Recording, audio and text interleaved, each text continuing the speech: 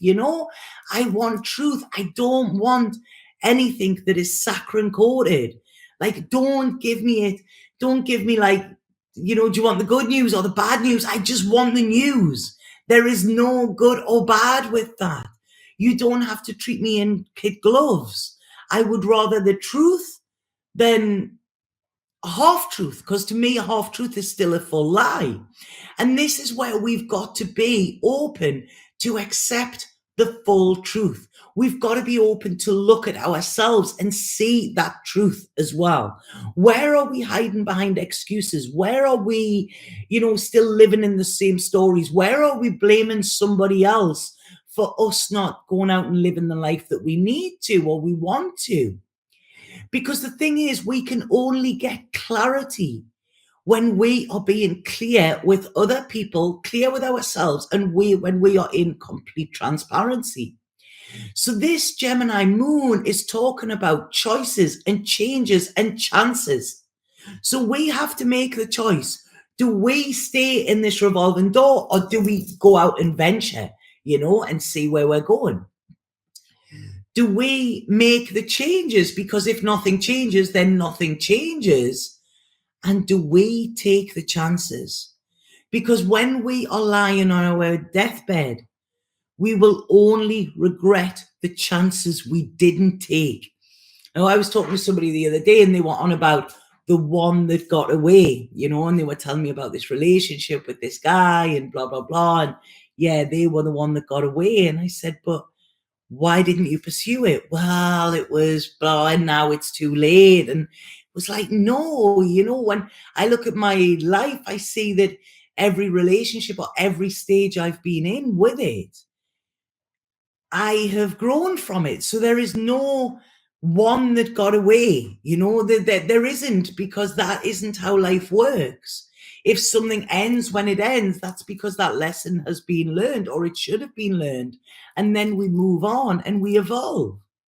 So if we're sitting pining for somebody from the past, or pining for a time in the past, you know, we're not actually allowing our future to unfold and ourselves to unfold and bloom with it. Does that make sense? So this is what we've got to do. You know, we've got to take the chances, see where they will lead us. It might not be the desired destination, but at least we will learn something along the way. Now, what they said to me as well, this is where we've got to let almost like the spiritual part of our mind guide us, and then allow the logical part of our mind to make the plan. And what they're saying is that at this moment in time, there are a lot of us that are getting that mixed up. So we're trying to get our logical mind to guide us and then trusting on our spiritual mind to make it happen. But what they're saying here is we've got to give our spiritual mind, let that come in. That is where the limits aren't. That is where it's limitless. And then we make a plan on how to get there. So this is like, you know, when I find out where I need to go, I get it. Something will come. There's been a few conversations this week, and I'm like, I'm getting warmer. I'm getting warmer. So I do feel it somewhere hot. But it hasn't dropped in yet. When it drops in, then what I will have to do is I'll have to go on the internet. I'll have to book a flight and everything. So I will use my logical mind then. And this is where the Gemini is coming in, you know, using the two sides of us. But I cannot use my logical mind to go, right, okay, I need to go there because that I feel that will be the best place for me. That's not going to work.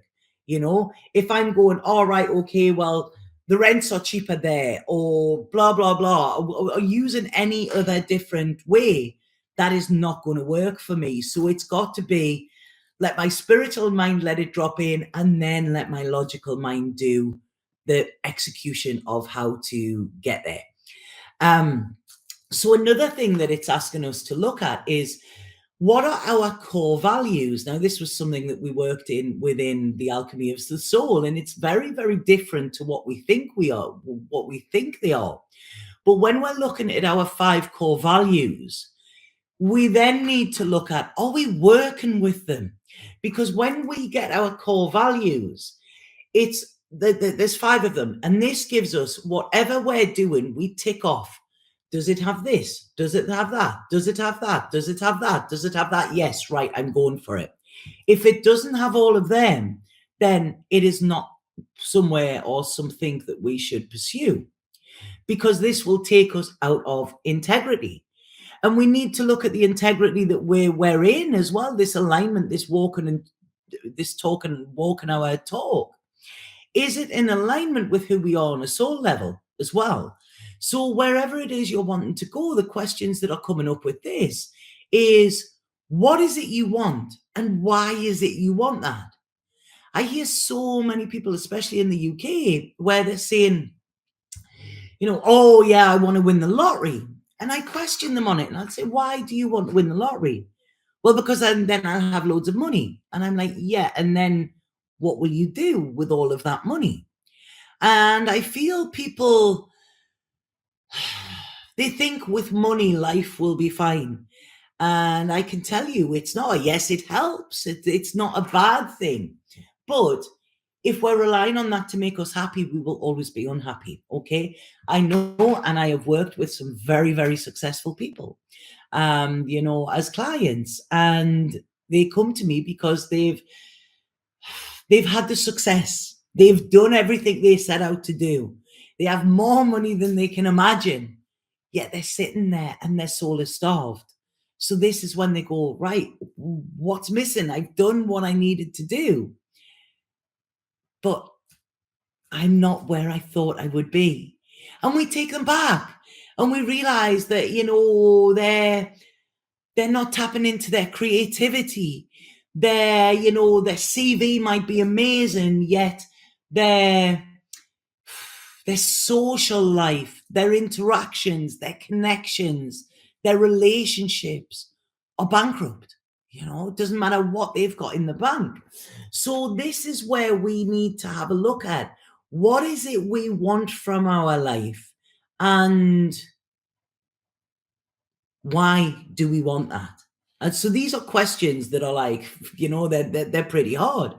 I mean, I got rushed into hospital again 2 weeks ago. This is like the third time I think in the last 6 weeks. Because my health hasn't been good again. But I know that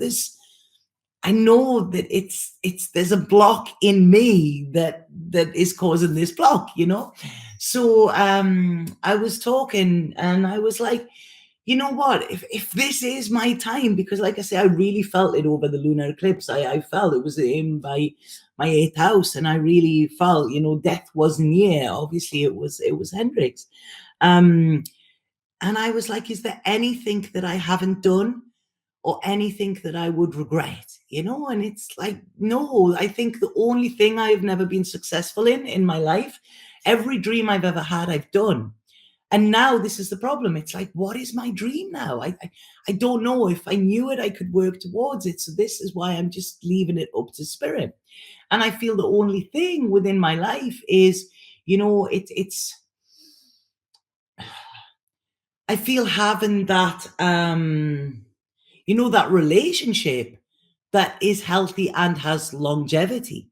Now I know I can have that. I have that with my friends. I have that with all of that. But that's the only thing that, has never really been successful. Yet every relationship I have had has been successful in teaching me what I needed to know about myself and what I want and what I don't want. So this is it. We never actually fail. We win or we lose. So another thing this Gemini moon is asking us to have a look at, and this is getting your own astrology chart up and looking at your North Node, okay? And asking yourself, are you working towards your North Node or are you staying in your South? Now, our South Node is what we're born knowing. It's what we've had many, many lifetimes of implementing. We've had many lives like that. So we know it. It's comfortable. We know our way around it. But again, it's comfort. So this is asking us to look at our North Node and see, are we actually doing things that will support us getting to our destiny? Is that where it is? Now, my North Node is in Capricorn, and Capricorn is, I'm here to achieve. I'm here to be recognized for what I do. Now, my South Node is in Cancer, so that is more about taking care of others. This is about, being there for others, being caring, being the heart, being all of this.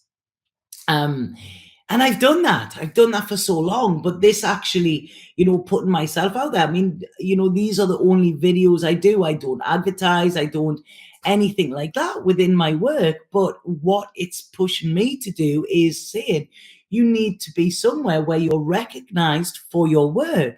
You're seen for what you do. Now, I know that, I'm very, very humbled by that. But it's almost taken that humility away and standing out and going, look, here I am, I'm here to be of service.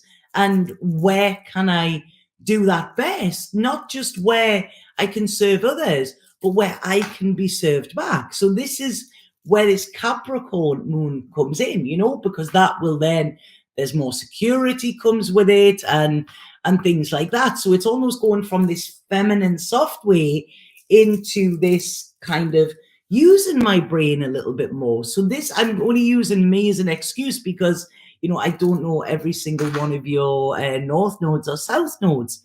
So is this making sense what this Gemini moon is talking about? I'm going to pull a couple of cards first before I go on to the readings for the signs. But does anybody have any questions about this?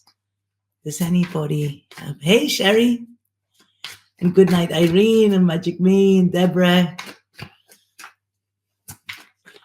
Yeah, so this, like I say, it's going to poke us a little bit, this Gemini, it's going to prod us. It's going to be like, oh, stop that. It could irritate us because it's asking us to look at ourselves. Now, the first card I've pulled there is Seven of Cups. Now, when we have sevens in tarot, sevens are always tests and challenges, I feel, but it's stuff that we already know. It's stuff we've done the work on. It's not new stuff. And this is saying to us, when we're looking at this card, it is saying, what is it we want? Do we want spiritual enlightenment? I've done a video on my Instagram, anybody that's on the other day, and I said, there is no elevator to spiritual enlightenment. We have to take the fucking stairs. We've got to do that. Spirit will meet us there, but we've got to go halfway in order to meet them. It's not just going to fall into our lap. And excuse me, I need a drink. I'm drinking soda there. I shouldn't. But it's not going to fall into our lap. So, a lot of this new age thing at the moment is very much about manifesting. Yeah, we just need to do a vision board and, and da-da-da, and then it all happens. That is absolute bullshit. It is such bad advice. Anybody that is saying that to you, it's no. You have to be in alignment for what you want, and you have to put the effort in. Start doing things that will support the life that you want. And then spirit can go, right, okay. So it's like my daughter's going on holiday. She was looking at new bikinis. She can't just sit here and go, oh yeah, I want a new bikini. It's not, nobody's going to knock at the door. But if she makes the effort and goes online and finds the one she wants and puts the order in, then it will be delivered. But it takes a little bit of effort on her part. So what this is saying with this Gemini moon, when I'm looking here, is it's asking us where our dreams or where our direction is